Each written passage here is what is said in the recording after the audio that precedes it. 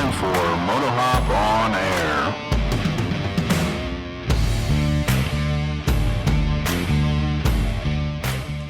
Welcome to episode 24. 24, shut the front door.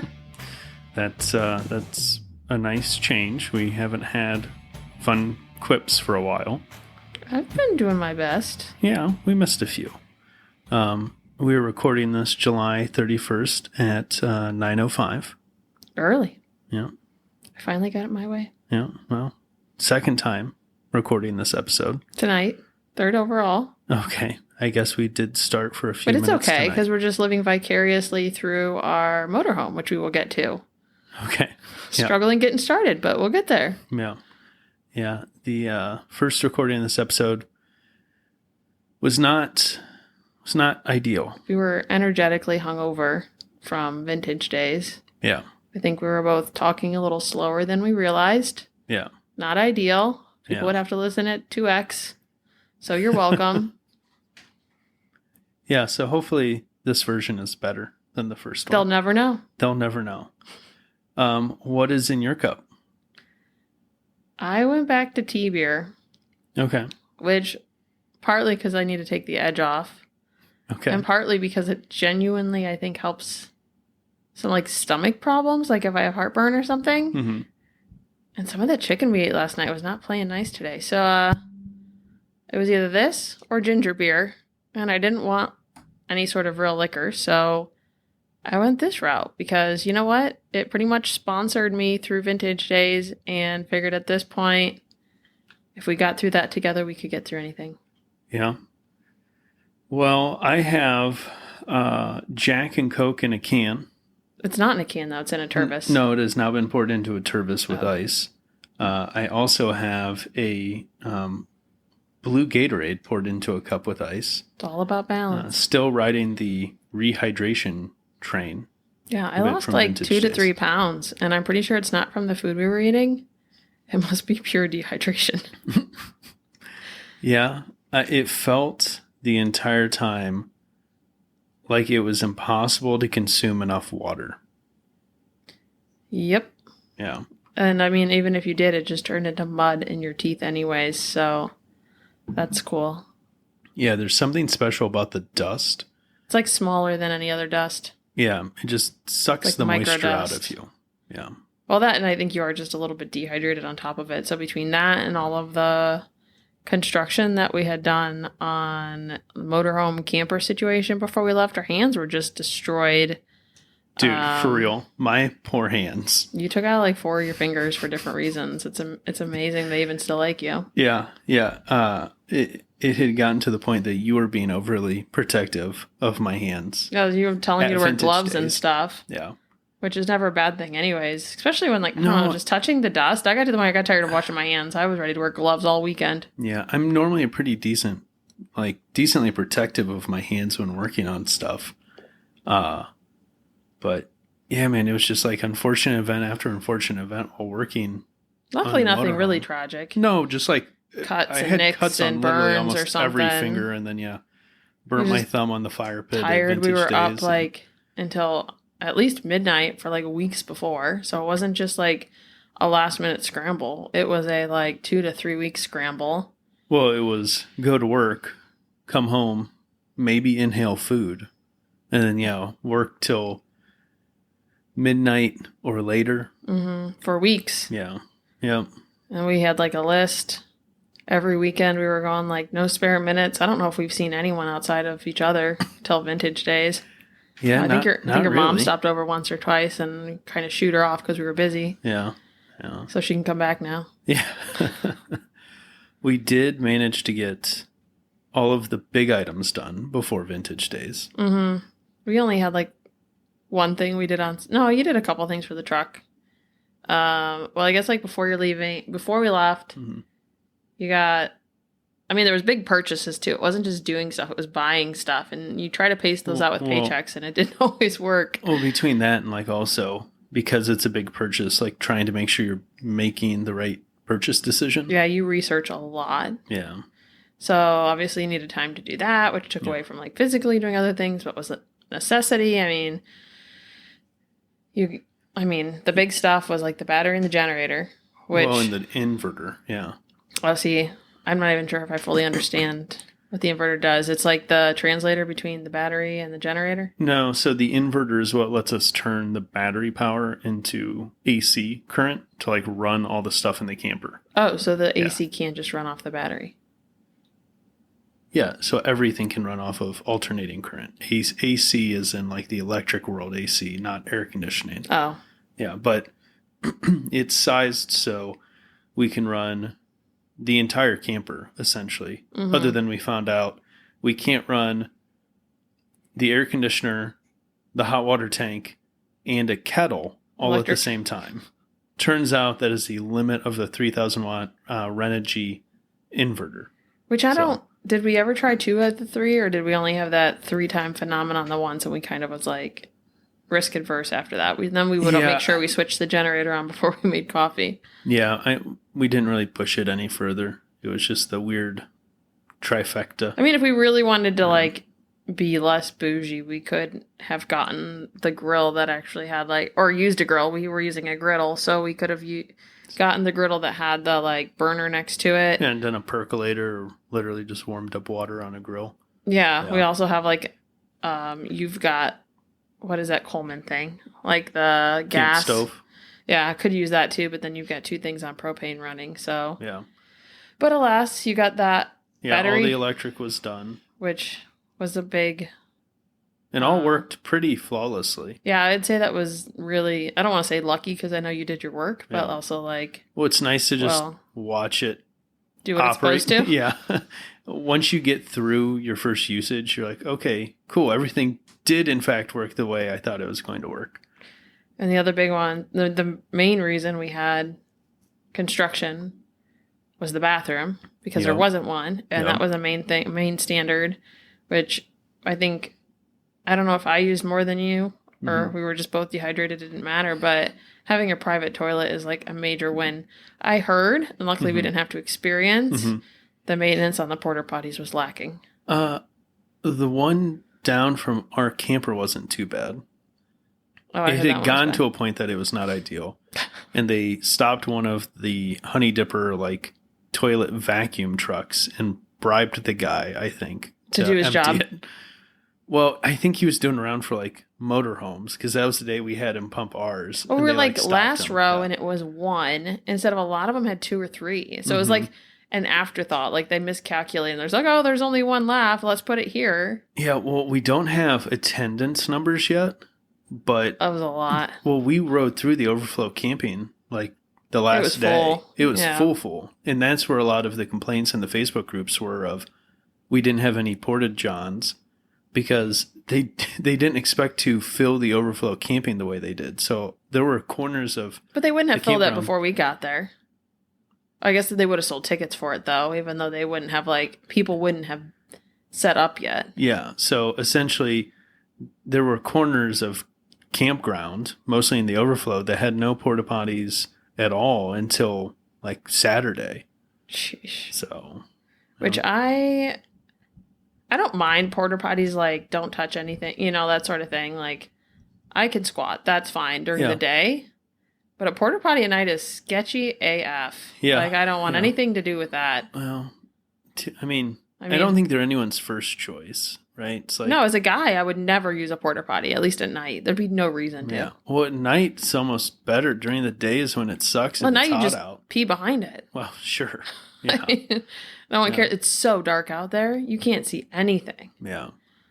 But we did get the bathroom done. We got the wall paneling up. We got the FRP in for the shower. Which I had no idea what it was before this whole project. I learned. FRP? Yeah. And fiberglass reinforced plastic, I believe, is what it stands for. The shower was one of the almost showstopper incidents we had shortly before we left. After measuring multiple times and confirming that the drain was going to miss one of the steel C-channel cross members of the box, as the hole saw punched through the aluminum deck. It was crazy late at night, too, when that happened. It was later, yeah. Our poor neighbors. Yeah, and then punched through the aluminum deck and found, not only did I find the steel C-channel, I found not the one I was expecting to potentially find, because below this one was the toolbox that's mounted behind the driver's side door and was several inches forward of where I thought I was, because apparently translating measurements from inside to outside the truck is difficult. Who knew? For me, at least. Yeah, we didn't have very many holes inside to outside to really have as like a... 5 holes? 5 holes. I mean, before you made the holes. Oh. To go through and like figure out reference points. Yeah, yeah, that's what I mean. Yeah, only like one reference point. Yeah. And then you got your E-track in literally, I think, the night before. Half and half, a night or two before. That wasn't a huge lift. It was just a matter of finding the time to do it. Yep. So made some temporary wheel chalk setups up for that. You're gonna have to revamp some those, fancier ones. Well, I found the one I wanted. I just wasn't going to be able to get it in time. Time to get that one, because I don't know when you want to go over that, but she tipped over. Yeah. The on the way down, the Scarabeo fell at some point. Who knows? I mean, it was a bumpy ride. I don't know what it feels like in the back though, as compared to like in the front, like comparing the cab to the back. So it's like something, unless we ride back there, we won't really know what it went through. Like where the tension was coming from. Well, it was kind of wild because I had Canyon Dancer on it. So it didn't like fall over completely. It just shifted to the left. Well, luckily it's plastic. I mean, nothing really got hurt. But I don't even think it was actually touching the wall of the bathroom. It was just angled. Oh. So. Interesting. And then most of what you have left on it is mechanical, right? We've got some finishing touches. When you go through and caulk things up, put either replace the ceiling or put the old one back in for the bathroom. Do a little trim work. Luckily, it was usable.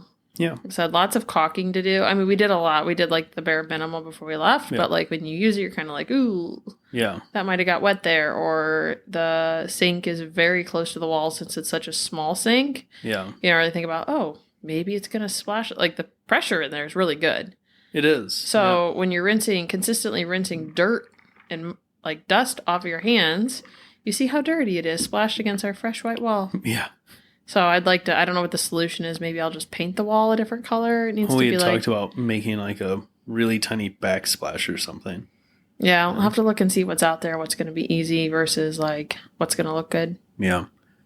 But usually otherwise mechanical things to do at least. Take a bit more slack out of the steering box. The shocks were here before vintage days, just ran out of time to replace the shocks.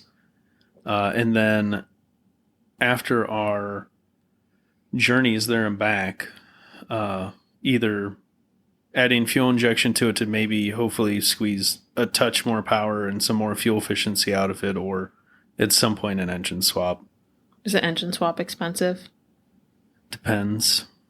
It's a very variable question. Define expensive. More than $1,000. Probably. Is it more than $3,000? May not be. Okay. Just depends. Still a good value. I feel like we got such a good deal on it. Yeah. Reinvesting money into it like isn't like a deal breaker. It's just a matter of pacing it out. Yeah. I mean, if we put an automatic transmission with a diesel engine, I think automatically the value of that truck goes up to people. Yeah. I think keeping it for like that's like a good next spring project. If we can, I mean, unless you decided you want to do it this fall, since the we'll see. AC can convert to heat, it would be kind of cool to continue to do stuff. But I think with the way my taxes are going to play out this fall, maybe next spring will be better. I should get a refund. Yeah. So vintage days. We made it. We did make it there. We went, we saw, we conquered. Yeah. We came home, we slept. The truck was virtually flawless. So the camper was flawless. The camping part was flawless. Well, yes. The truck did good. The truck was virtually flawless. Minus. About 8 to 10 cars from the entrance to Mid-Ohio. So as long as we weren't near the property of Mid-Ohio, we were fine. Well, once we were there, it was fine too. Mm-hmm. It was just the journey in, right? It decided to die and then not want to stay running. She has some drama. Yeah. What was not ideal is because it's such a large truck, it has, I don't even understand entirely how it works. Some type of like boosters pump that boosts the hydraulic pressure in the brake lines. So when the engine would shut off, like most vehicles, you lose a certain amount of your braking force, but it was like 95% of our braking force. Which is horrifying. Yeah. I'm glad I didn't know. Yeah, it was, not cool. We didn't have any go force or stop force. Yeah. Well, and she was on a hill. Once I got it restarted the first time, I at least understood what it was needing. I could pump the pedal a few times to hit basically the accelerator pump on the carb, and it would fire. And once it was fired, I could keep, just jabbing the pedal occasionally to keep it running. But now we're manual transmission of like right foot has to stay on the accelerator to some extent. Left foot's going to be on brake. Well, somehow I have to get it in gear. So it was like jump the revs up, clutch in, move foot over to the brake, jam it down into first, and then take off as far as we could go until it died again. And we were could see our campsite. Yeah. We just couldn't get there. Yeah. Well, when we pull in to pick up our media passes, and I had you jump out and run up to the window, right? And the line was just moving horrendously slow for someone trying to keep a truck going. Well, my line was moving slow too because there was some guy in a Huffy that he couldn't get a golf cart for 4 days instead of he's like, well, Unpaid. I'm here now, and they're like, well, the festival's only 3 days long. Yeah. Well, why did I come today if I can't have a golf cart today? I'm like literally standing there as our truck dies behind him, and he's like, oh, I'm sorry, and I'm like, no, you're not. Like, there's literally no one else in line, and I have to listen to him bicker, and there's just certain times in life you just can't compromise. These people are following rules. Like, there's no amount of like. Well, it's also a per haggling. day rental rate. Yeah, like it's probably something with insurance or something that it's like 3 days. Like, never get upset at a vendor because you didn't read the fine print. Like, if you read something and they weren't obeying it or whatever, like totally fight your face off. Don't even care. Yeah. But you're the idiot. Go away. Yeah. And then Liza came up. Yeah. She was checking in next to me. Yep. Liza from Motorcycles and Misfits Recycle Garage. And I can assure you, I was not looking around. I was there with one mission, but I heard her and was like, oh my gosh. And I don't know if she really knew who I was in the beginning. She had no reason to. Yeah. But I think maybe it kind of clicked, or she's just really good at playing it off. Yeah. Yeah. But luckily she cheered you on. I'm sure that helped. Yeah, she ran up the fence line and was like, don't let it die. And I'm like, I hope not. Yeah, so got up to where they're checking our credentials, and they're like, you're both media? And I'm like, yeah, but I haven't got my pass yet because I'm trying to keep this truck running, at which point it died. and I was like, as soon as I get it parked, I'll come back up and get my pass. Luckily they believed you because they literally saw it die 3 times while you sat there. Yeah. So got it moved in, got it set up, and at that point, the operating theory between me and Tom from Cleveland Moto was either I had ordered the fuel filter but not replaced it yet, or it was boiling fuel in the carburetor just from going from high speed and then hills to sitting still and not moving enough air through the engine bay. But 0 issues on the way back. Yeah. Did the fuel filter before we left. Mid-Ohio. May or may not have contributed because we didn't have any issues really on the way there. Yeah. Yeah. So I would say that, would have been a little suspicious if it all went well. Yeah. For sure. All right. And then when we get there, you get on the scooter to go get gas. Oh, I forgot this part. So unload the scooter. No, it didn't go to get gas. I went up to get my media pass. Oh, is that what it was? Yeah, and as I'm turning down the little side street to go over to the registration building and get it, guy yells at me, hey, dude, your rear tire's flat. And I'm sitting there thinking to myself, well, that makes more sense why it felt so sketchy getting over here. So they graveled everything this year. Yeah. There was nowhere near as much gravel. Lots of gravel. Year. Yeah. They really went over budget on some gravel. Yeah. I think it was passive aggressive. Like, these idiots. They think they're going to sludge around on dirt. We'll show them. We know gravel's worse, and they put it on 3 inches thick. Yeah, there were some. I think the week before, sections. It hadn't been patted down at all, driven over at all. No, it looked pretty fresh. So at first I thought it was just the gravel. Turns out it was the flat rear tire. So probably both. Yeah. Limp it back to the campsite, put some air in it, and realize it's coming out of the valve stem. It just dry rotted to the point that it like split long ways up the valve stem. Yeah. So then Phil thought he had one of those like screw-in Colby valve style emergency valve stems. He did not. I thought I was going to be able to overnight some via Amazon and then put in Mid-Ohio's address instead of our home address that it was defaulting to. And nope, I wasn't going to get them until Saturday. Because they're really far out in the middle of Cornville, Ohio. Yeah. And then we had wandered down to the captain's corner. Just because he had graciously stopped by, since that's where we were parking, to warn us of the hooligans in which he attracts. Yeah, which was a very kind gesture of him. I will not overlook his generosity. Yeah. Into being like, you did not have to do that. Yeah. We appreciate you. Yeah. So we were walking down to give him a koozie that we had made. We had a couple of them. And then I think one of his friends had pointed you in the direction of the swap meet, right? Well, he had, I guess I forgot. I rode your bike over to the swap meet looking for one real quick. Didn't see anything. And he's like, oh, yeah, man, the tool guy, the guy selling tools has valve stems. So then we walked over, bought valve stems, 2 for $1. Insane. Yeah, everything. How much was it on Amazon? Do you remember? Oh, I didn't look at regular valve stems, but I doubt I could get 2 of them for $1. I could probably get like 5 for $5 or something because nothing's less than $5 or $6 on Amazon. Well, you got to make it worth the delivery fee if you're Prime. But spent $17 total. Got a valve core remover, 4 valve stems, a valve stem pooler tool, and then he didn't have any tire spoons, so I got a pry bar. Although where we ended up was pry bar and long flathead was not enough to break the bead, so I made you hold the scooter sideways while I stomped on the tire to break the bead off and got the valve stem replaced, and it was good for the rest of the weekend-ish. That was sponsored by my gym because that thing was that was an odd angle. Yeah, that's why you go to the gym, right? Yeah. Hold scooters for to me. help you with motorcycles. That's 100% why I go. Yeah. Yeah, your e-bike was quite... I had ridden it a little bit here. Yeah, just on like flat road. Yeah. Like I haven't even really ridden it that much yet. Yeah, when I think I might take it out this weekend if we have time. You should. That thing's a blast. I need to get a helmet first. Yeah. I mean, it goes way faster than it should. Pedal lightly and you can do almost 30 miles an hour. Which I was passing horrifying. people left and right on that thing. Yes, it is horrifying to be on a bicycle going over 20 miles an hour. But I had ridden it over to the swap meet area.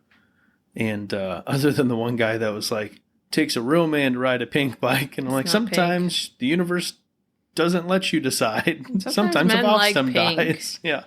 No, we don't need no toxic masculinity. No. But the only 2 bolts apparently that I had not Loctited and then torqued correctly were the 2 machine screws that clamped the handlebars onto your bike. And I noticed they started to come loose over in the swap meet area and rode all the way back to the campground before it completely came undone. But otherwise, it was flawless. So we didn't really have any vehicle hiccups once we got past the valve stem and getting the camper into the campground. Just had that first day break-in period. Yeah. Everything just wanted to keep us humble. Yep. And then as the days went on this year, I kind of bullet pointed all the different events that go on. So you kind of just recap and like drift through those. Oh, first I guess you can go over like our campsite. Yeah. So we stayed over with Cleveland Moto and the Motorcycles and Misfits. Starting a good little like block party community down there. Yeah, for sure. There's a handful of other like listeners that kind of like took advantage of their open invite, which all great people, very chill. I think everyone comes in with like an open mind, and luckily there's always way too much food, which I shouldn't tell everybody, but I'm sure our minimal listeners will be happy to know. Yeah. No one went hungry. Yeah.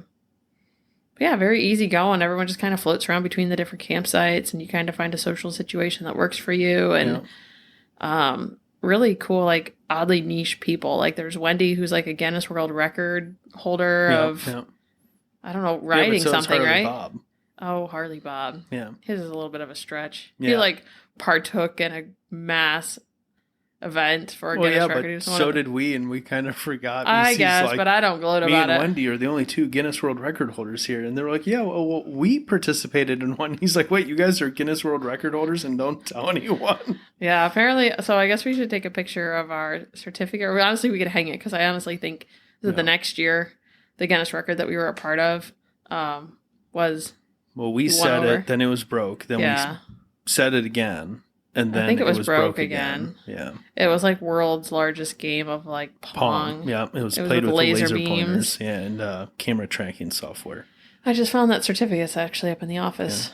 Yeah. So we were good people, very chill. Yeah, everyone was fantastic. Wonderful conversations. I love that we have like a diverse crew as far as like, I don't know, just lifestyles in general. There's like people who drink, people that don't drink, people that smoke, people that don't. Like, it doesn't matter what you did. You could literally show up as yourself and like nobody cared. For sure. So there wasn't any like peer pressure drinking or smoking or doing anything. Like even there was like vegans and vegetarians and like. It has got to be the closest to Woodstock that exists for our generation. You think?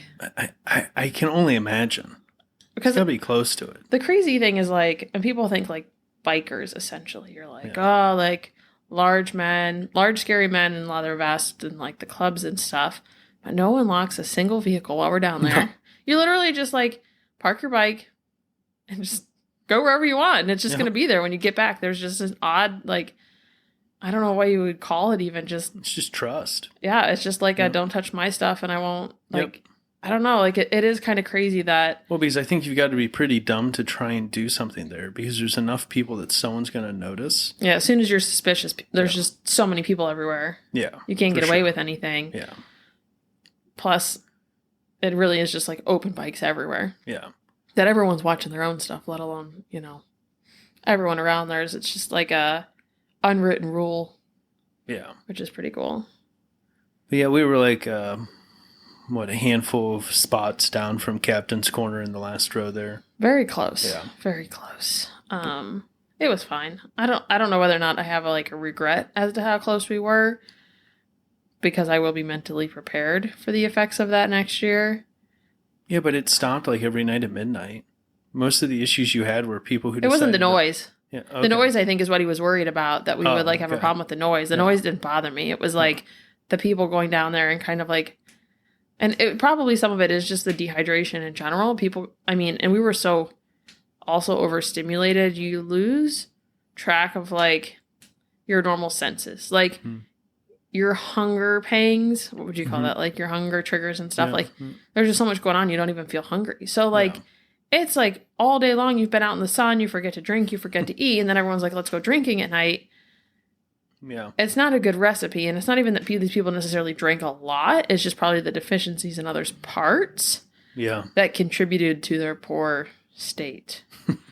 So it's kind of like next year, I think we're going to take glow sticks and just hang them around the heads of the drunken stumblers that we find, just to like mark them. No one gets or we save a special color for them. Maybe they get pink ones or something, you know, like you see a pink glow stick, know that they're in an unwell state of mind. Yeah. Do they need help finding their campsite? Yeah. Cause I don't want to restrict people from glow sticks. Like not one to gatekeep a glow stick. I think everyone deserves their joy, but maybe we give them a special color that they don't know is special. Yeah. But we probably were the first campsite that always had people sitting in it, and then that was well lit. Ours with the fire going, so therefore well lit, and you had the light bar going. It was just welcoming, which is what I kind of wanted, but didn't know what that would bring in. More than just the two people that had to be escorted away, but the two people that there was three. I think no, there was only two. Okay, the one I just told to left, and he was leaving. Yeah, I mean, he was cool fine. with he was it. just like, He's like, tell me to leave when you want me to leave. And I was like, okay, you need to go to bed. He's like, okay. I mean, to be fair, we went to bed pretty soon after 2. Oh, so, true. It was already like pushing 1 or 2 to probably. Something in the morning. Yeah. But Liza is like the patron saint of drunk people who can't find their campsite. We need to find her like a halo or send her a plaque or a gift or something. Yeah. She is fantastic. Wanted to make sure everyone, even if they had too much of a good time, was going to be safe and got back to where they needed to. She was like room mom. Yeah. Yep. In the safety aspect anyways. Becky, wife lady partner of Tom from Cleveland Moto was Okay. like food room mom, and then we have Liza who's like, let me take care of you, room mom. So that was nice. Yeah. Yeah. So the one guy she managed to get his phone so we could call someone, and his people came and Yeah, got he almost him. fell into our fire a few times. Yeah. The other one came down and then kind of stumbled away. And I found him between two motorcycles. So me and Liza Like went literally down and, passed out. Yeah. Me and Liza went and picked him up and like put him in a chair. And we're like, where are you staying? And he's like 2 rows over. So we got to walking with him. And long story short, she left to go get a nurse, and he decided he was going to try and fight me, and then bolted, and we lost him. So Hopefully. Well, I guess like we didn't find him. I mean, he made we it were home. thorough in our looking. Yeah. I Yeah. mean, he had to have gotten somewhere, which is I think maybe amazing. he He got obviously close. sobered up at some point after he bounced off a trailer. Or he just fell into someone's tent, Yeah, maybe. hid in a porta potty. Yeah. Yeah. I don't know, but hopefully he found some water. But Yeah. it was only one a night, which I would say if there would have been more than one, I would have been really overwhelmed. But I guess one a night gives you a good story to tell. Mm-hmm. Yeah. It's a swap meet. Mm-hmm. Fantastic, like every year. All kinds of cool stuff. Lots of Need good to stuff. take way more money than we do. Excuse me? I could have brought home at least 4 motorcycles. You've ridden like 5 times this year. That's not true.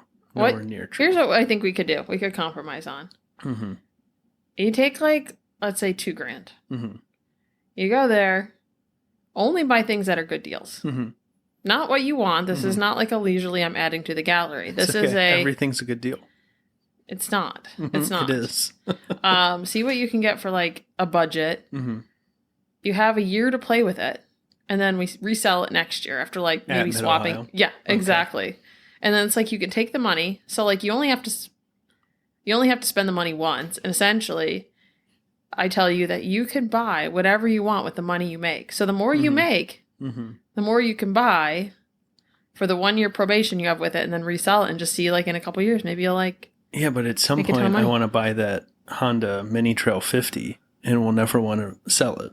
Well, I guess that's a choice you make, and then you're gonna have to come up with more pocket cash to start all over again. But found all kinds of good stuff in swap meet. Mm-hmm. You found a couple cool vintage vendors. Yeah, because I was looking for anything that wasn't a bike. Yeah. Give me like anything with like an old vintage label on it, shirts. Yeah. I don't know. I like advertising of things that like aren't beer and cigarettes, which was a lot of back then. But like, I don't know. Like I said, we saw some cool jackets, that sort of stuff. Even signage, I'm all down for. I wish there was honestly more of it. There was like 2 or 3, but Yeah, definitely room for more cool random vintage stuff. I wish I could remember the one woman's name. I don't know Who what did her the name- knives. Oh yeah. So she was the first I got her card female somewhere. contestant on Forged in Fire. I think it was like season 2, episode 1 or something. I don't remember. I've got, like I said, I've got her info somewhere.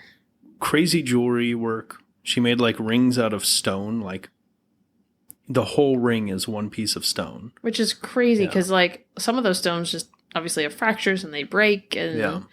you know, to be able to keep things as one piece, like, the finished product isn't necessarily something I would personally wear, but knowing how it was made, total respect. Oh, 100%. Yeah. Her knives were awesome. She had some crazy handle material. She had one where the handle or scales of the knife were stone. She had another one that looked like snakeskin, but was actually stabilized corn on the cob. Yeah. Right. Crazy. Yeah. And then So we made sure all about supporting the, I don't want to call her an underdog. She was definitely stood out though, because her stuff is like different than just reselling old stuff. yeah. Because you know she had time into that. Some old stuff people just buy and flip. She had legit time into that, and it was like tucked behind her husband's motorcycle, so it was a little bit off. Yeah, except he had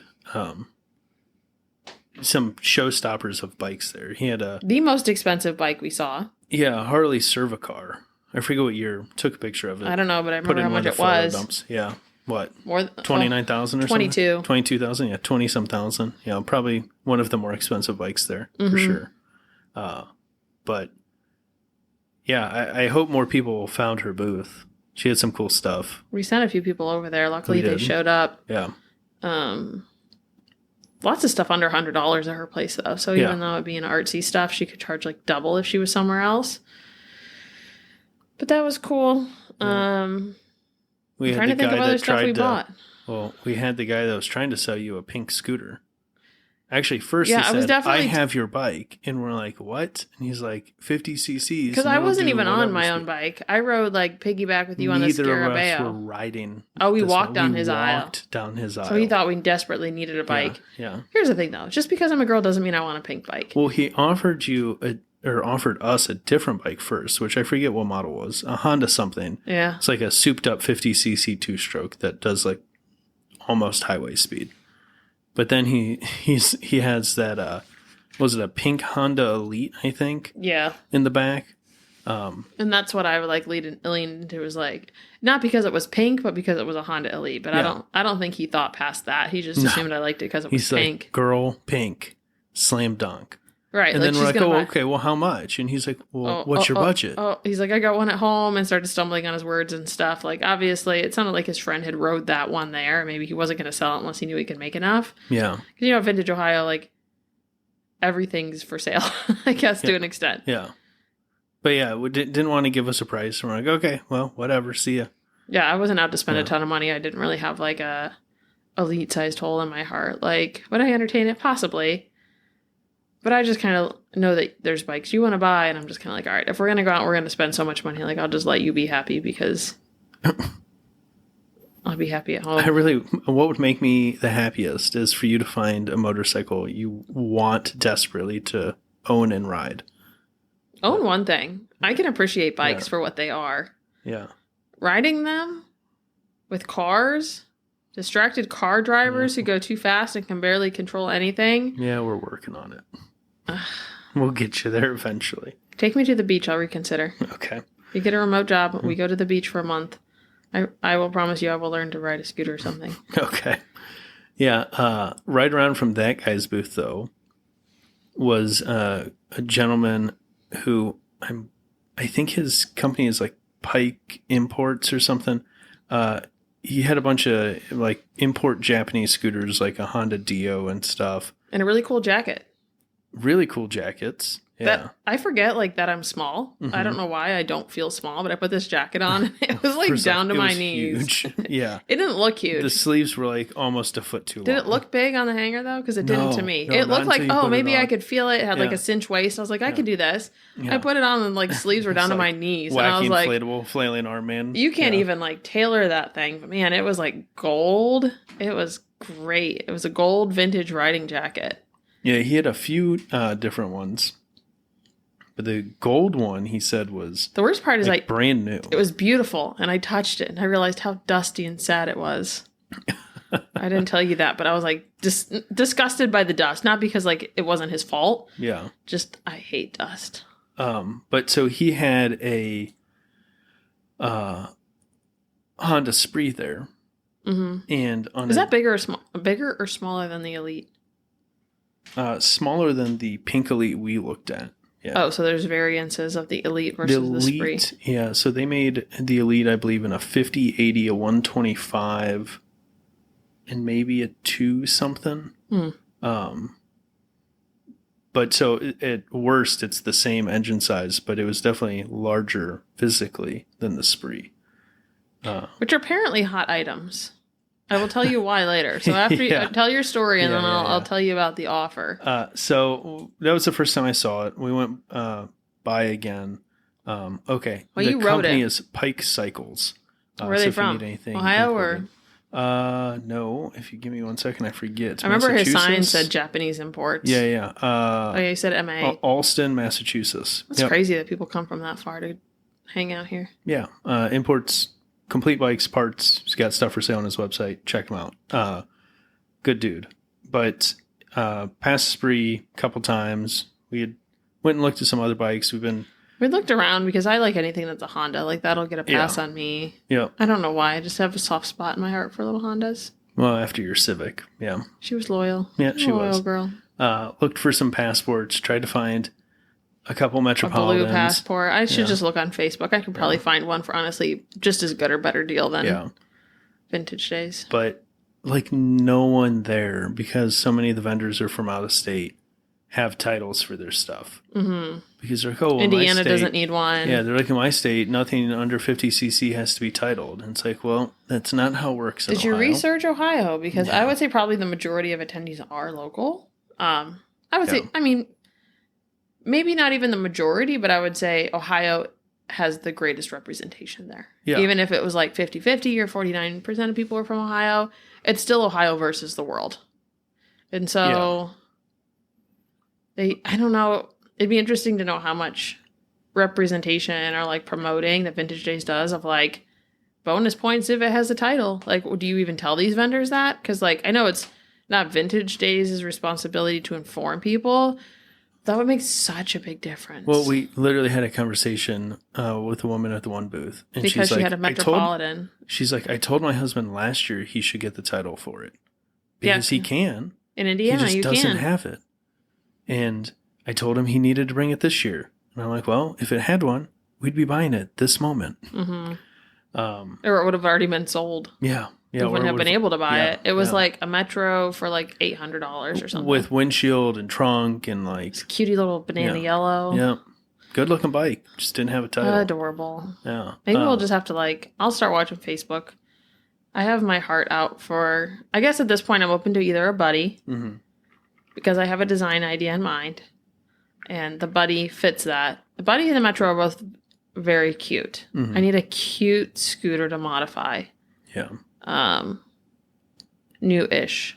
Yeah. Yeah, I guess if it was vintage, I can make it work, but I'm lazy, so I want things to be nice. Yeah. Ish. But, so, few labs looking for passports, Cubs, whatever you want to call them, Metropolitans. Stopped back at the Spree, and he let me take it for a ride around the, aisles there. Yeah, I came back and you were gone. I was like, okay. He's like, well, you have your bike here, so if you want to take it, I have physical collateral if you want to take the Spree for a ride.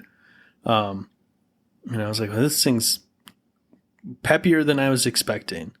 And we came to agreement on price, picked it up for $450. Heck and steel. Yeah. He had like $650 or something on it, didn't he? Yeah. So I'm glad that like I didn't cave to like that, because it's so hard to know whether or not you're supposed to negotiate. But I think that's one of those places like when you're in a market vibe. Yeah. They price high on purpose and they don't want to take anything home. No. But it was was it Friday or Saturday? I know Saturday night. That was Friday. Friday you bought it? He delivered it Friday night? I didn't think it was that early in the activities. It was, because I took it to the barrel races Friday. Oh. And Saturday. And then ultimately ended up taking it down to the captain's corner and doing a burnout in the burnout box Saturday night. You need to get new tires for it, by the way. Yeah. I was 2 people too late to officially be in the burnout competition, because the official burnout competition ended at midnight. Mm-hmm. So that was a bummer. But a blast of a little bike. Goes way faster than I imagined it would. Kept pace with some bigger scooters than the barrel races. 10-inch tires are very sketchy. Yep. Well, what did you rode it around a bit? What'd you think? I mean, everything feels fast to me because I'm afraid of speed. It was nice when I rode it around. It was Sunday and everyone was gone. Yeah.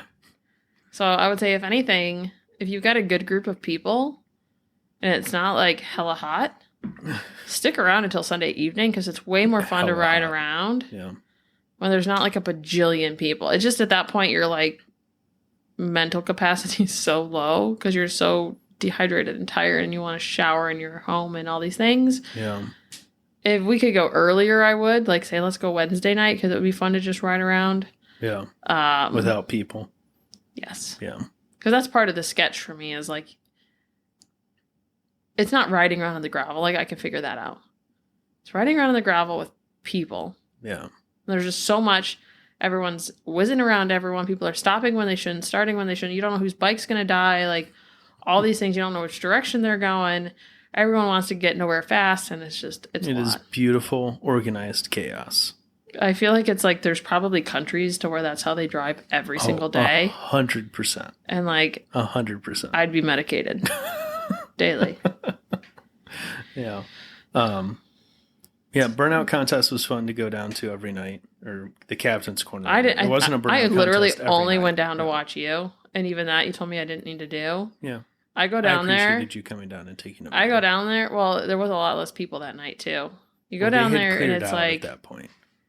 People can barely stand up. There's beer cans everywhere. And the thing is that sucks is like it could be more fun for everybody if there was like, I don't know. I don't even know how to say it. I want to say just less drinking because it's a cool event. I feel like it's ruined a little bit by the excessiveness of the drinking. Or maybe I don't agree with that. Maybe it's the fact that you can't see anything. You go down there. It's purely the fact that you can't see anything. And there's no like amphitheater seating or anything. Yeah, there's no like spacing people out. It's pure like cram in as close as you can. And if you can't, you try to push someone out of the way. No, and it's like you go down there and you're like, well, the first 3 rows are taken up, so I'm going back to the campsite. Yeah, ultimately what needs to occur is they either need to bring bleachers or they need a projector and screen and then someone with a camera like in the middle. Or they could put the burnout thing like at elevation. Like put it up. Yeah, that's more work. Because then it's like, now we have to deal with the safety of like getting bikes up on an elevated platform and everything. Cool. How wide's the ramp got to be to make sure no one falls off of it? Right? Like, yeah. And so I just think bleachers and or screen. There's room for improvement there, at least for the viewing experience. For sure. For sure. Good time. Saturday night for the burnout competition. Hulk Hogan, played by Liza from Motorcycles and Misfits, and Macho Man Randy Savage, played by, I don't remember the guy's name, showed up. So that was fun. And then, let's see, racing. We got to go watch some. I watched more racing than you did. Yeah, I was very content at the campsite in my hammock. Yeah. I believe it happened. I saw photos on Facebook. Yeah, went and watched some hare scramble. Those guys are... Which are what, just dirt bikes? Yeah, dirt bikes, but... So, the course this year, I think they started on the motocross track, and then it goes through the woods. The transition area from, like, the field to the woods, holy moly, man. You could tell the difference in confidence between the riders by how much speed they carried into the wooded section, because it got narrow real quick. There were definitely sections you could look at. Mm-hmm. I Googled hare scrambles. You know whose website came up? AMA. Yeah. Apparently they have good SEO and coverage of what a hare scramble is. Yeah. Racers keep turning laps until the leader either completes a predetermined number of laps or has raced for a predetermined amount of time, usually an hour or 2. Riding skill is just one part of the equation. To be successful, you also need to have physical fitness to complete such a long, demanding race. I think a lot of races are like that. It's about like the endurance of it, not just the speed. I didn't realize it was a thing. I wanted to know why it was called hare, Hare, if it had something to do with a rabbit. Apparently, it's just what it's called. Okay. Oh, I didn't know. Yeah, it sounds like it's almost just like a random coin term. I didn't know it was like a universal terminology. Yeah. I don't know where the hare spelled like the rabbit came from. Maybe we'll follow up on that. I'm going to keep looking. But yeah, they shot through this section where the trees couldn't have been more than 3 or 4 feet apart. Like handlebar width plus fractions of a handlebar width extra. It was tight. Fantastic to watch. No staggered start. No time trials. Just every man, woman, or child for themselves. Ooh. We watched a bit of road racing as we drove around on various days. We'd park for a bit. Yeah, we didn't sit as long as we did last year. No. One of these years we'll go up and we'll watch like the actual different classes and everything. Did get to talk to a couple people that were road racing. We take umbrellas next year so we can sit in the shade. Yeah, I mean, there's some shaded spots, and if you buy the VIP thing, there's like an air-conditioned booth or something you can sit in, I think. Dang. We both went to watch the trials. Which was like Sunday. So most people were gone, or a lot of people were gone. Yeah. I didn't realize that it brought in like legit professionals. Mm-hmm. People that were there to actually win like legit awards. I just kind of assumed everything was like Funsies? Yeah. Nope. These are sanctioned races. Yeah. Kind of blows my mind. Yep. You can win a national championship plaque or whatever. Crazy. Yeah, pretty cool because you can be like right in the middle of the course essentially. Yeah, they kind of don't care. Just don't get in the way. Stand as close as you want. And there's really not enough people to even like have to push people back or anything. Yeah. But cool for people who aren't into things that are super loud or super fast. And it was in the shade because it was in the shade areas. Yep. Different dirt. Yeah. And you get to watch people make motorcycles go over obstacles that they have no business going over. It's more strategy than speed. Yeah. Which to me is always more interesting when it comes to like technical things. I don't know. I'd rather see strategy over speed. Maybe that's because I feel like that's the only chance I have in life. Strategy over speed. So are you going to be competing in the trials competition next year? Oh, hell no. Okay. I'd be scared to do that on a bicycle, what they did on... Although it'd probably be easier on a motorized thing because you're not like depending on your own strength. They do have bicycle trials. But even like we'll start there. Even the like the most entry level area they had, which was like C, was like their thing. The C class or whatever. There was still plenty of ways to hurt yourself. Oh, 100%. Yeah. Like you see people, they just get nervous and their bike just like hits dirt wrong. So much you can't control. It doesn't... I don't want to say it doesn't have to do with skill, but you have to be able to like... I don't know. It's obviously skill, but I'd say a little bit of it is just being able to like quickly problem solve and stuff like that. Like, yeah, there were a couple guys. It's more than just being good at it. You have to be like expect the unexpected. Yeah, there were a couple guys that you could literally watch them through like hand movements and head movements. So they were like visualizing their line through the section, and that was fun. To watch them. I think confidence is huge. Nail it. I think that's like what guys have over like me anyways. I don't want to speak for all females, but I would say I would like confidence? Spiral. Yeah, just the confidence of it. I would spiral. It doesn't matter what I'm capable of. Yeah. The one lady we saw, she tipped her bike over, I would say purely because she was nervous. I would say any other day she was doing it, no one was watching, she'd be fine. Yeah. The fact she knew that it mattered. Oh, I'm because she got off her bike and she was like moving her head, trying to like figure out the path. And she'd probably even done it before. It wasn't a big deal. But just because she was nervous, she didn't accelerate fast enough and tipped over. Yeah. I'm pretty sure the one guy almost wrecked because as he was coming over a log, he looked up and made eye contact with me while I was filming him. Did you move immediately afterwards so that way? Yeah. I'm like, well, this isn't happening again. I feel bad now. Go hide, duck behind a tree. Yeah. So Trials was fantastic. Definitely want to watch more of that next year. I think we have to be like in the mindset of like, we're sticking around till Sunday evening. Like honestly, being packed up would be nice. Like pack up in the morning when there's people there to help you if you need it. Yeah. And then just hang out for a few hours. Yeah.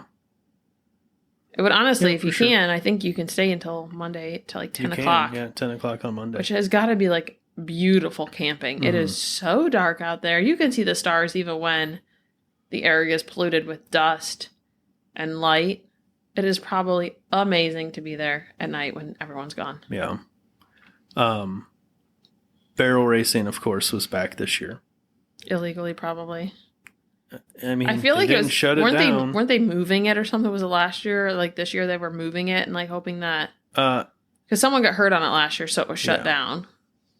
And then they were doing like moving drag races up and down aisles and stuff last year to make up for it. Oh God! There was rumors of like off the beaten path, back alley barrel racing until the Hare Scrambles had completed. And once the Hare Scrambles completed and they tore down that course, then the normal barrel races returned.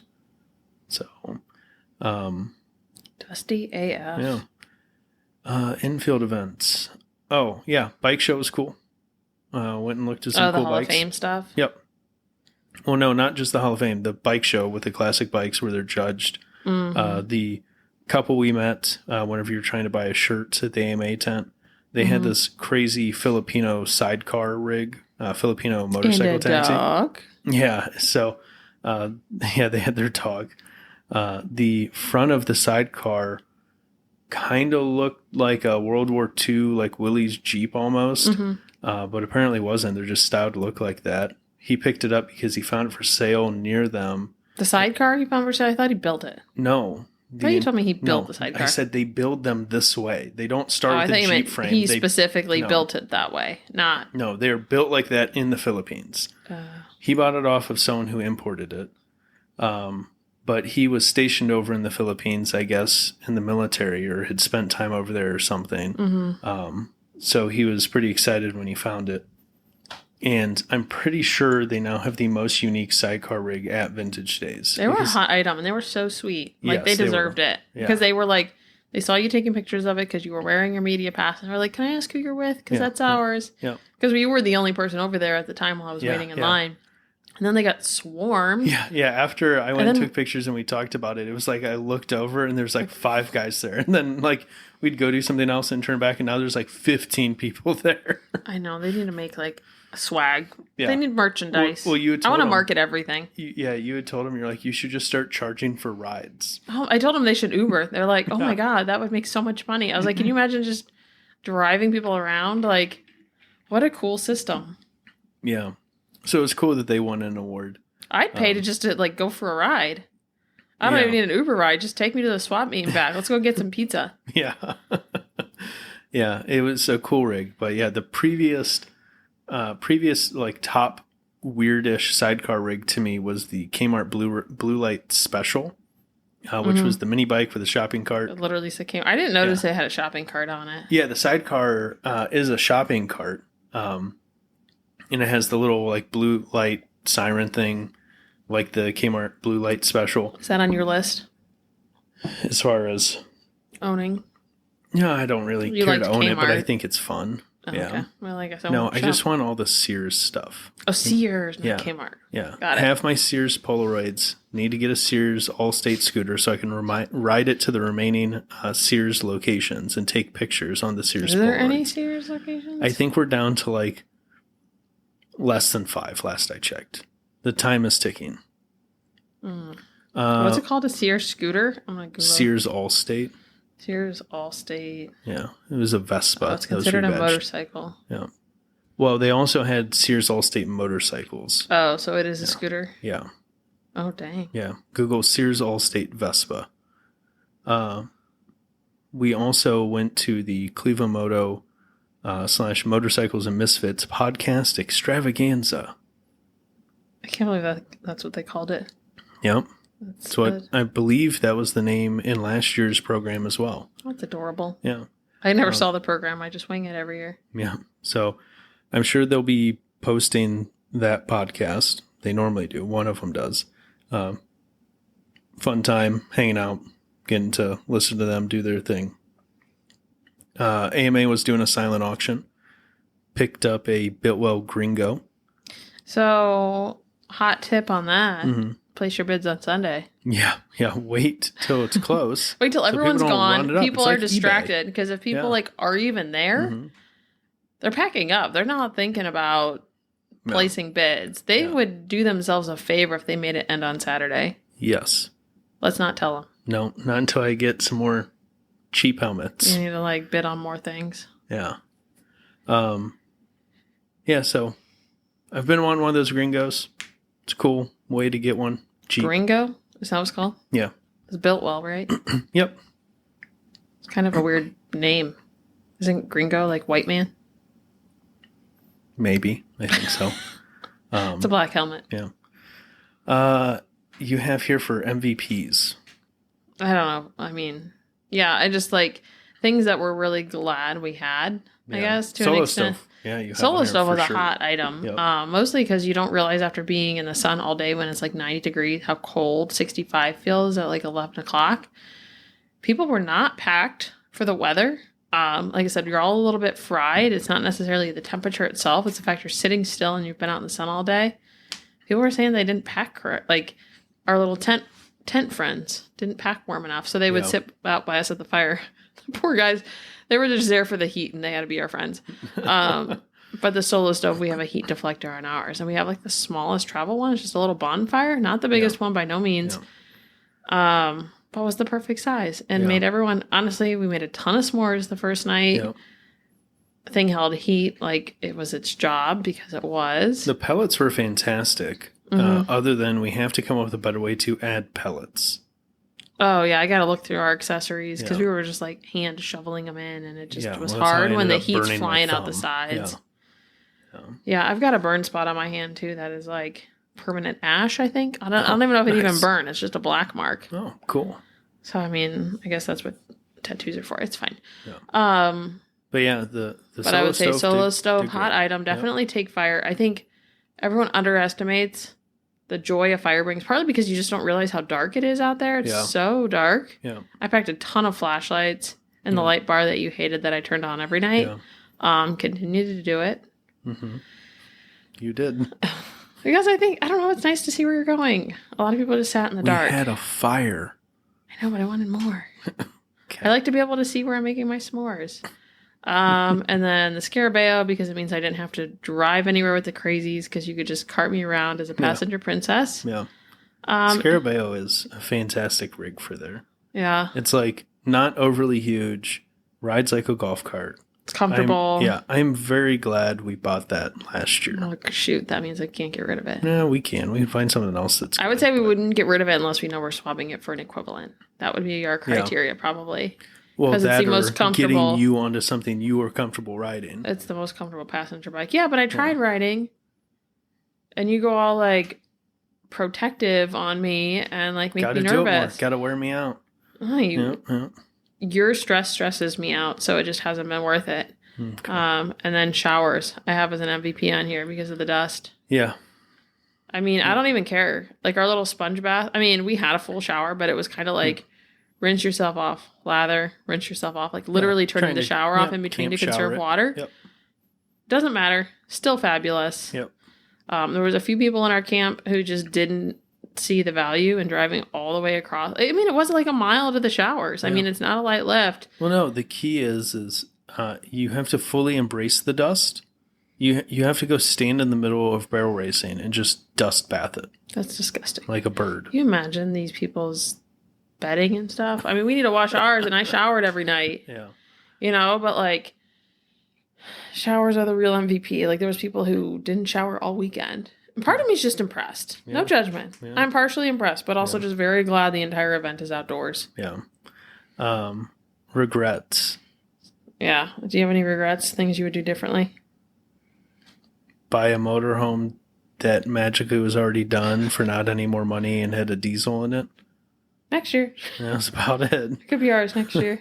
For the deal we got on ours, though, in order to get a diesel, you could still add ours. The one regret I have is missing out. According to the Facebook group, some guy got a Goldwing with a title for $500 or $550. I feel like there's a lot of unknowns.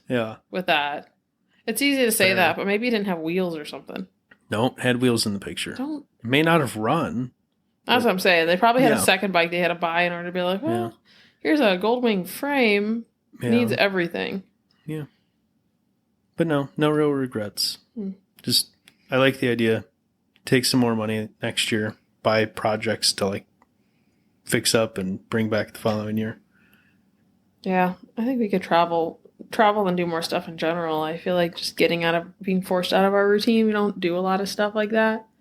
It's kind of like, we should, kind of just puts everything else into perspective when you shake your life up. We were both ignoring text messages and everything else, and it was just a beautiful thing. I put my Apple Watch on for one day, a few hours of one day, and I'm like, this is too many notifications. Take this thing away from me.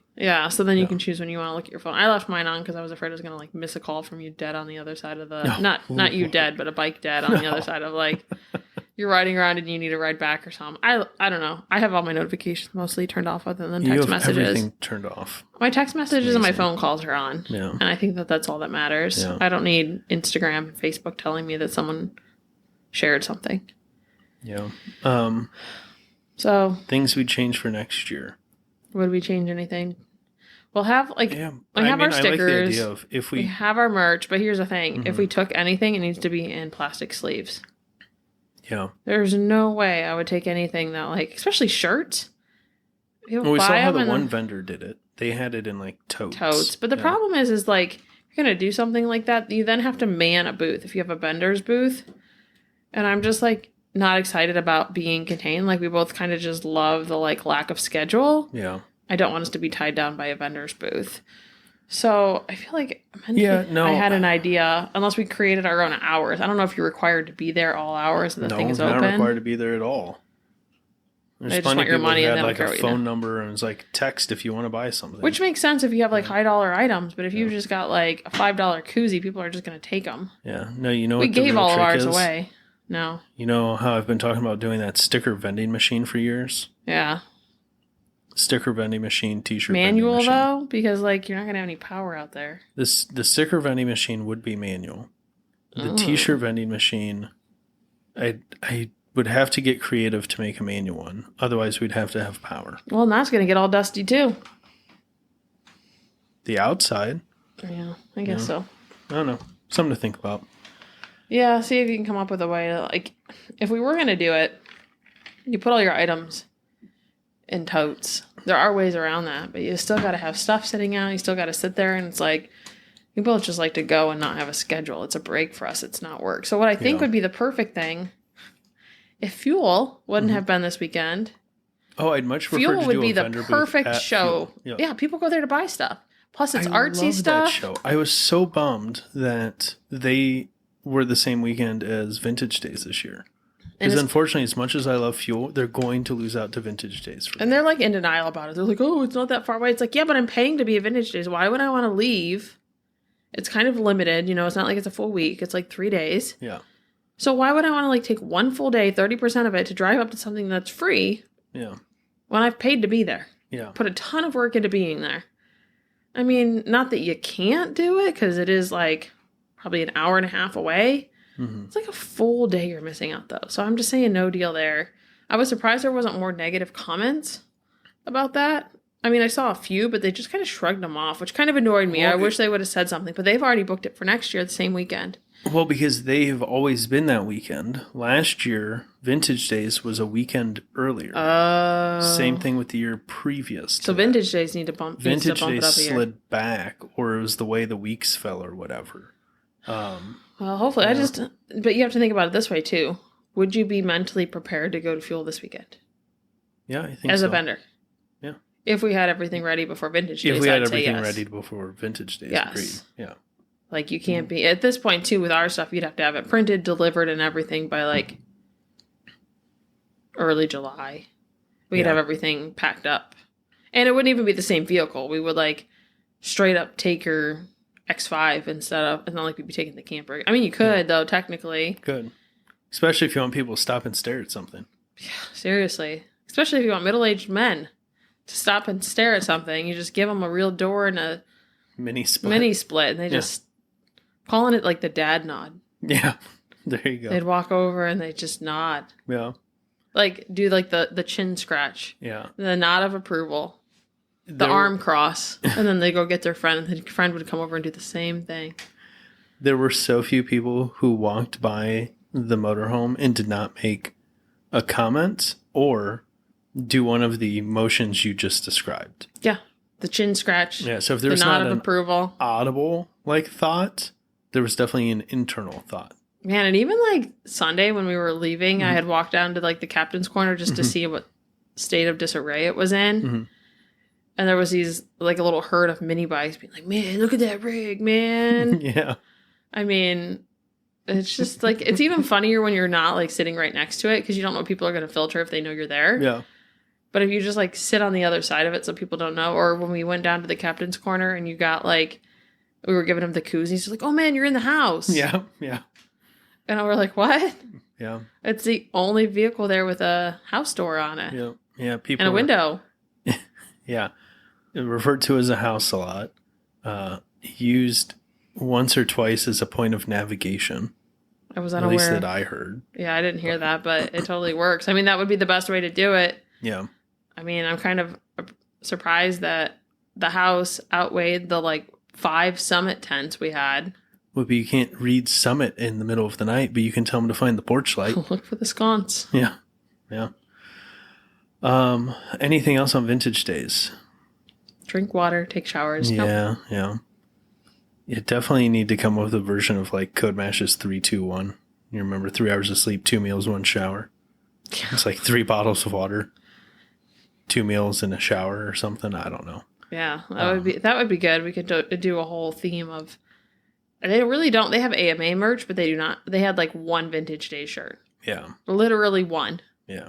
Which that could be like, I wanted to buy a vintage day sticker. I went up and bought a sticker, and it was like the same sticker you got at the AMA Hall of Fame when we went. And I was like, it's not even a great sticker.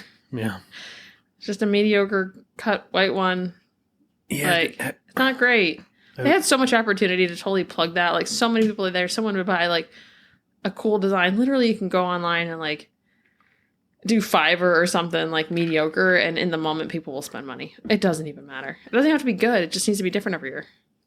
Yeah, I wish they had more event-specific merch. Yeah, total missed opportunity there. But maybe they're too volunteer-run to worry about it. Yeah. But we do. We do. Yeah, we have the 2024 I Survived Vintage Days shirt up. Are you going to put it on the Facebook group or should I?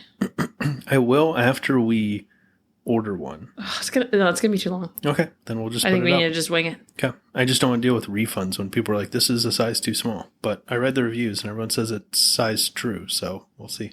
Yeah, or just won't say anything. We just if the reviews say that it's true to size, maybe their size chart is off. We need to delete that. Honestly. Yeah. Women's sizing is the same way. Very unpredictable. Yeah. You just kind of order your regular and hope for the best. Yeah. Well, I'm going to thin out some of this news because we're already a little over an hour. And some of it's a little older. Yeah. I do want to bring the fun up, ones. Yeah. So I meant to do this last episode, which was like 2-ish weeks ago now. So the X Games occurred. If you've somehow missed that, it's like 3 weeks ago now, I think, X Games. Go watch the footage of the Moto X quarterpipe high air competition. It is one of my favorite events. Is it like pole vaulting? Yeah, it's just absolute lunacy. Do you wonder how people practice this event?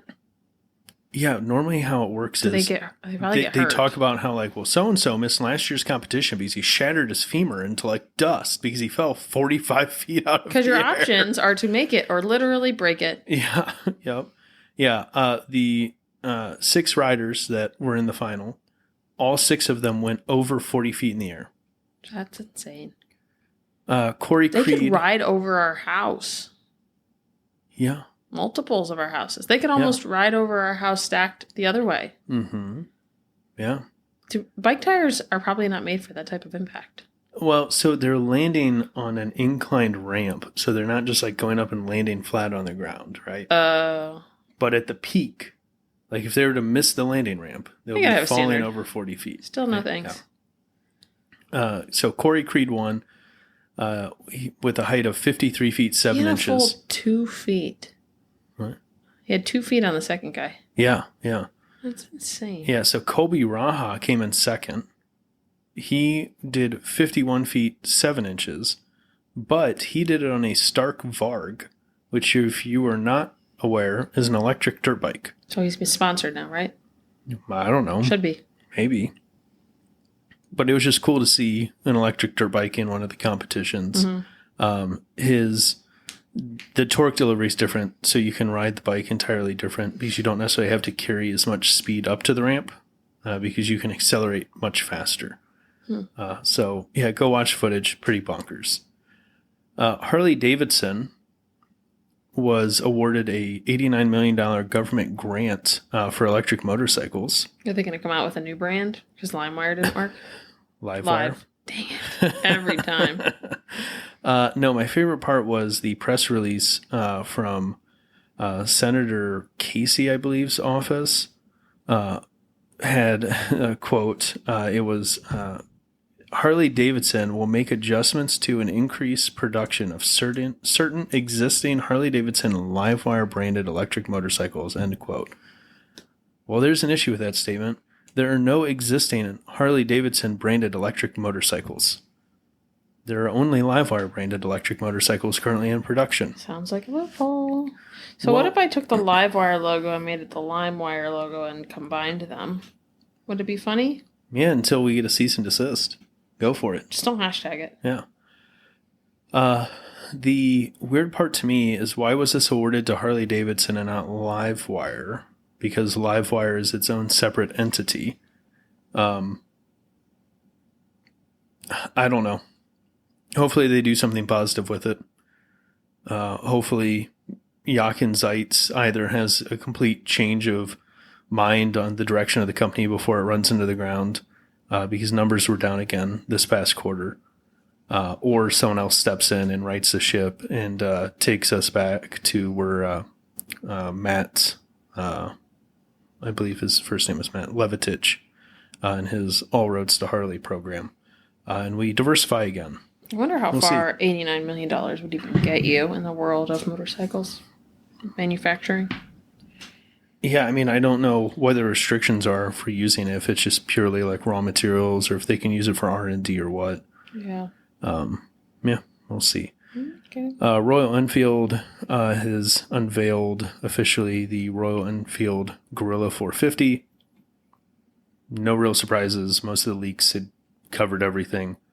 Top trim. What's the difference between a Gorilla and a Himalayan? The Gorilla does not have the adventure parts on it. No windshield, no bag mounts and stuff. I thought the Himalayan was being launched in August. Is that the same thing? In the U.S., it is being launched in August. It has been out since last year elsewhere. I see. This one is being launched everywhere. No launch date for the U.S., so figure 9-ish months from now, we will see the Gorilla. Top trim for the Gorilla is 5,540 euros, or 5,050 Great British pounds, roughly 6,000 US dollars. We'll see. Not too bad. Just continuously bummed that Royal Enfield, after showing what seemed like commitment to the North American market, has snubbed the US in yet another product launch. No pricing, no ETA, no mention of the U.S. market. I wonder what their market share is, where it's divided up. Obviously, India first, but... Oh, yeah, massively. Yeah. I wonder where the U.S. falls. Is number 2 or like 6 or 7? Because it's like... I don't know. That's a good question. It's a bummer to you. Well, yeah, but to everyone else in the world, like if you look at it from a business aspect, like why should they care about us? Well, why would you spend the money they've spent on putting a headquarters in Milwaukee, building a flat track team, building a flat track training program, coordinating with multiple U.S. accessory manufacturers to build accessories for their line of motorcycles, and then continuously snub us on new product launches? I don't know.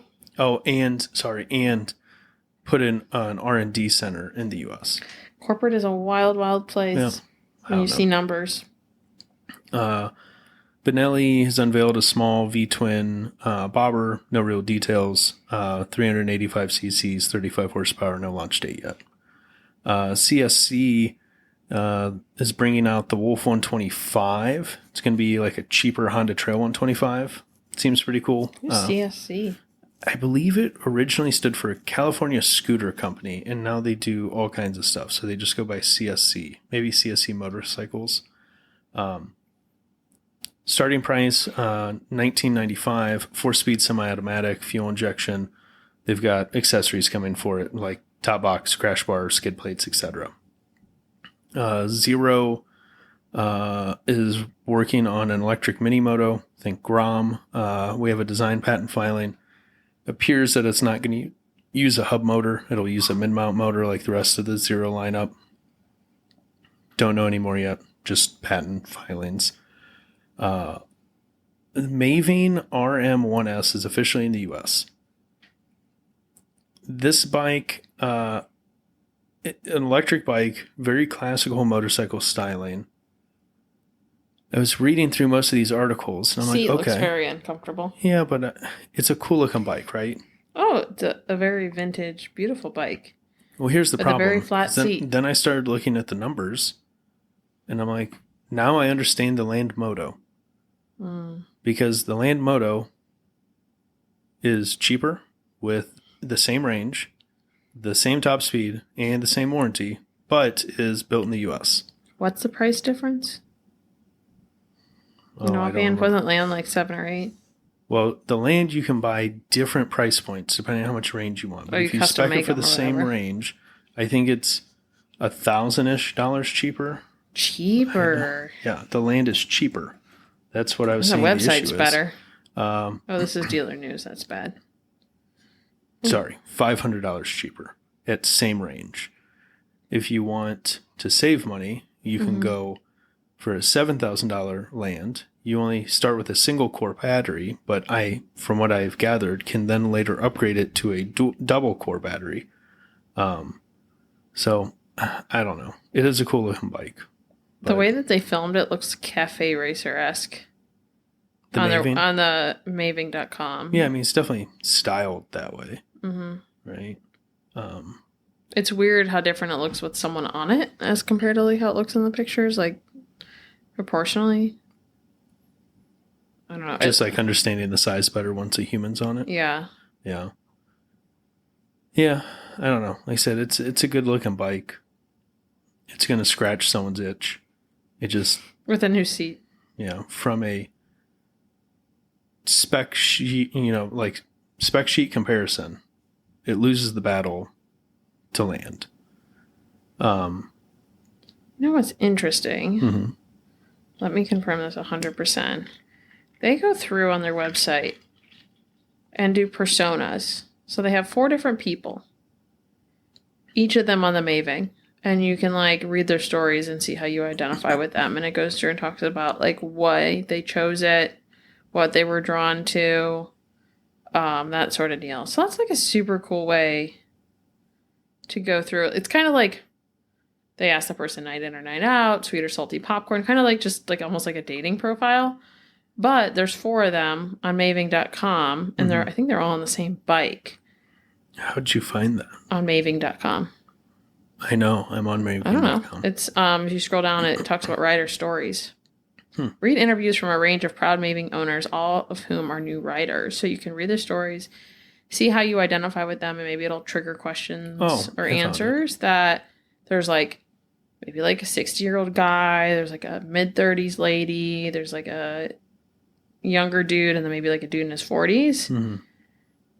And like they have a new rider offer. Like how cool. It's kind of just like it's not just throwing specs at people, especially because it says all these people are new riders. Mm-hmm. So you can go through and read how you identify with them, maybe questions or concerns that they had. Like that's just a really cool way to kind of help people with their buying choices. Like I feel like a lot of times there's neglect to the new riders. Like it's like, hey, here's a bunch of bikes, pick one.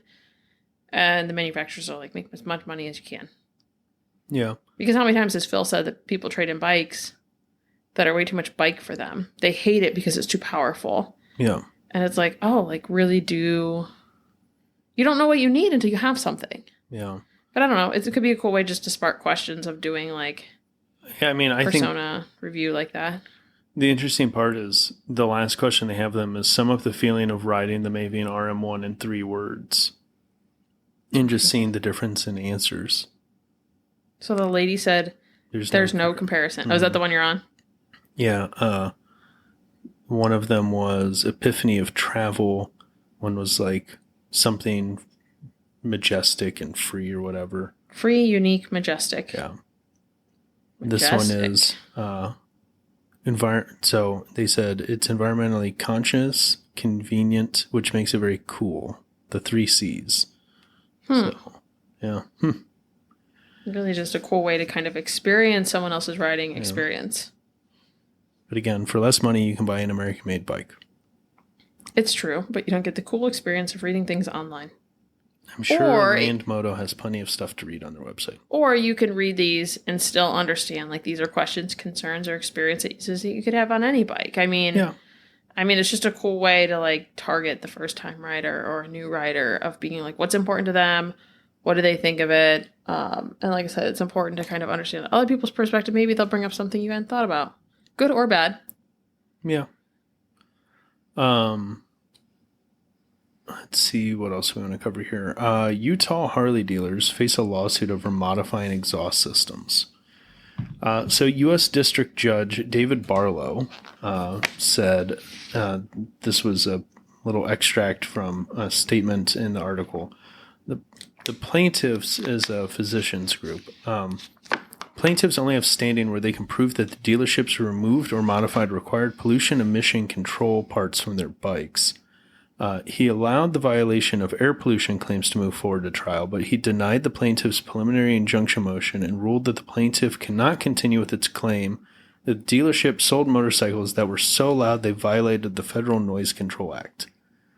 So I think we determined that these guys have a practice next to a Harley dealership. They must. It's 4 different dealerships, although they're owned by like this... I forget the exact breakdown. There's like 2 LLCs that then are both owned by the same company. So these 4 are all essentially owned by the same company. Yeah, it seems odd that this physicians group is going after them. The way that the article was written on powersportsbusiness.com, which is the only one you linked. So obviously if someone's interested in this, they should cross-reference. Yeah, I mean, there's made it sound like... This was just kind of straight. Or at least what I got from it, and maybe I didn't read it thoroughly enough, but it went through and targeted the fact that they're like, oh, in the upper center part of Utah, there's problems with people's breathing, inducing like stroke, like all these crazy, like dramatic, like side effects that I'm like, okay, what? First of all, I went on a map to see what the upper middle of Utah even looks like. It's Salt Lake City. And if anyone knows anything about Utah, most of those people are very conservative. I in my head was like, probably not the top motorcycle riding genre of human. I mean, I could be wrong, but I've been to Salt Lake City, and it's very hard to find coffee or caffeinated Coke. So thinking that, oh, maybe these people are risk adverse, they're probably not on motorcycles. Yeah, maybe. But the way that they wrote this article made me think like they're targeting these people because it's causing people to breathe horribly. And I'm like, okay, what is the actual percentage of motorcycle riders in Utah? So I looked it up. 3% of Utonians actually have it registered. Is it actually Utonians? I don't know. I really hope it is. We call ourselves Akronites, so I say Utonians. Fantastic. Actually have a registered motorcycle. Okay. So it's like... Not nearly enough. We need way more people. No, if you're going to like blame people for a hole in the ozone layer, don't go through... Don't look for a 3%. It wasn't a hole in the ozone layer. They mentioned it. No, it was ground level ozone, which is the same reason we have E-check in this area. Oh, well, maybe they should get E-check. You can have ozone issues that are not holes in the ozone layer. Oh, well, I didn't know that, so I spiraled. Yeah. And then I went to read on that 18%. Yet motorcyclists account for 18% of deaths. Vehicular deaths in Salt Lake City or Utah or almost whatever. assuredly they are dying because of the ground level ozone and PM 2.5.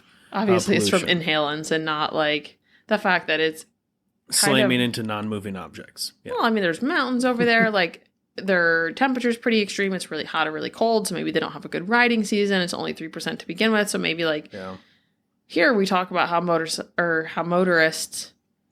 are unfamiliar with how to ride around motorcycles. And we have a pretty good percentage of motorcycles. So imagine only 3% of people even owning a bike, let alone riding it, and the anomalies of seeing a bike on the road and not knowing how to react to that. Like your death rate goes up, and not at the fault of the motorcycle. You don't know that. Yeah.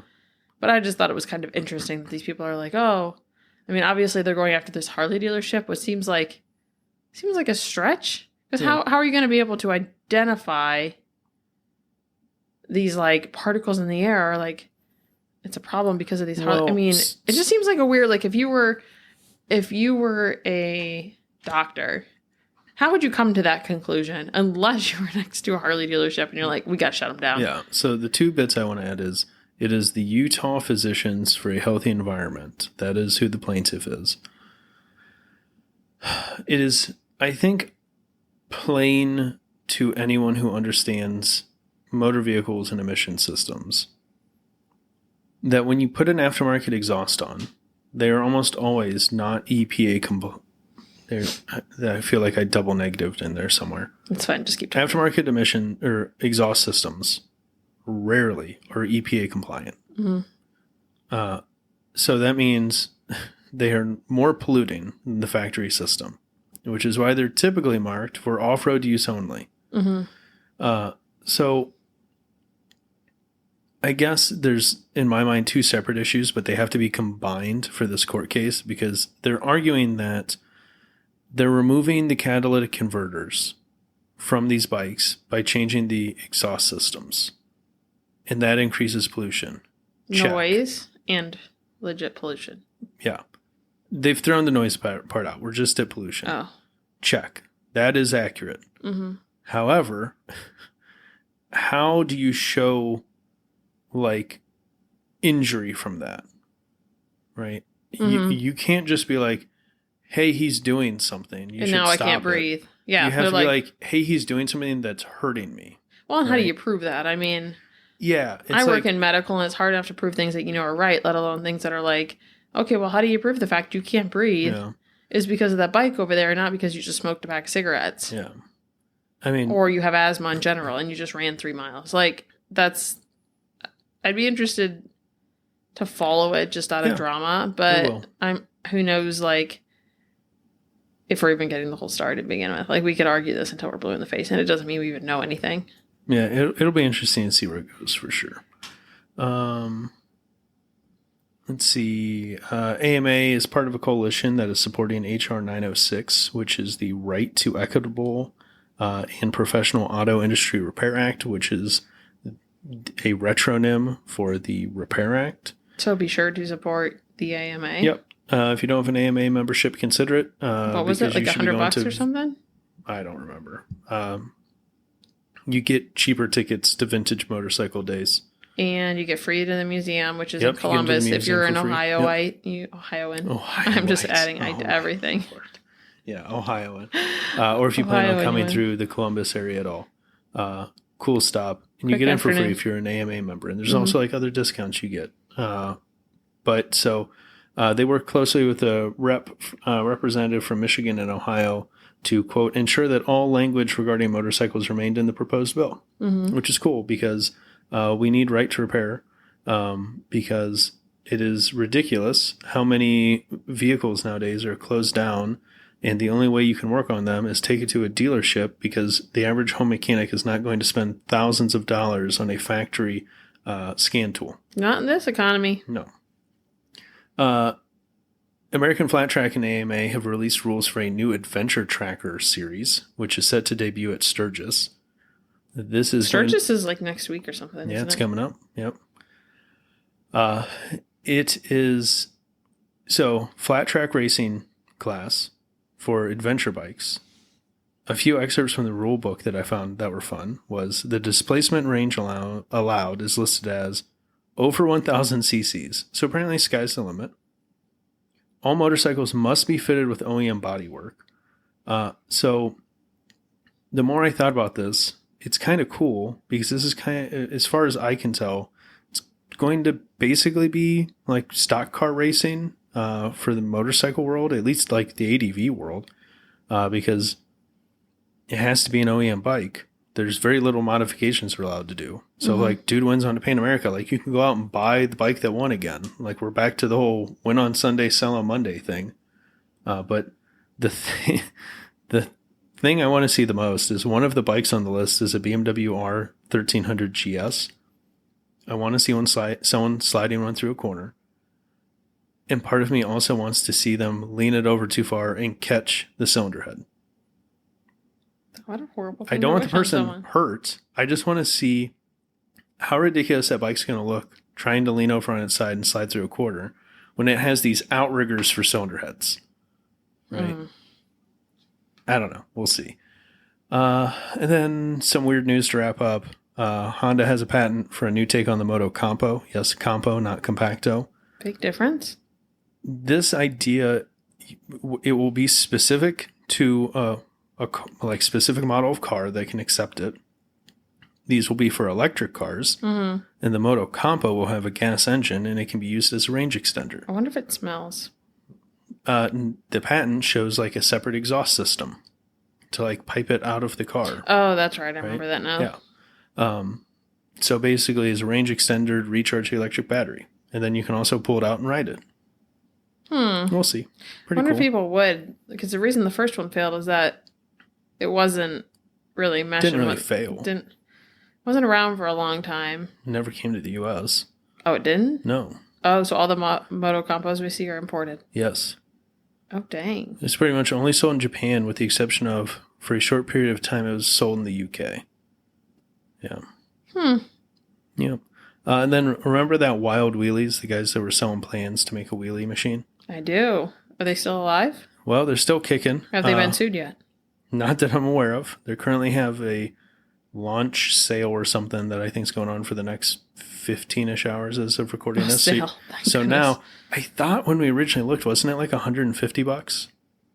I don't remember. Well, I remember looking again, and then it was down to $100. Well, now it's down to $50.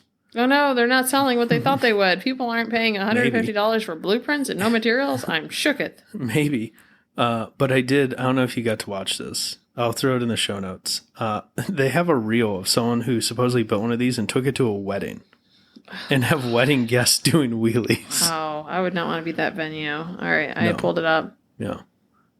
This looks dumb. You know what it looks like? It looks like a carnival ride. Yeah. Where you get your Kind of. picture taken. Yeah.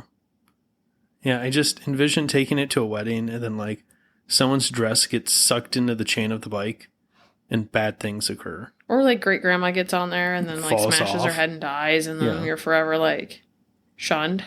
Yeah. Because you were the idiot with a wheelie machine.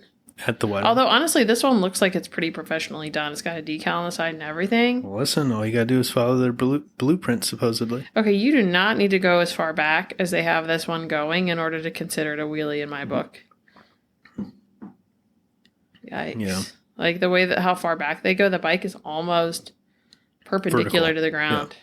Like, the average person may not even have the strength to hold on to that, even if it wasn't, like, moving. No, yeah, they have the limit strap set The people almost are at a 12 leaning o'clock. in. Yeah, that's unnecessary. How about, like, a 2 o'clock? No, you want like a 10. Well, 10 and 2 are the same thing.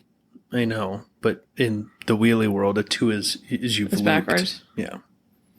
Well, I don't live in the wheelie world. You could. Just gotta get you on a bike.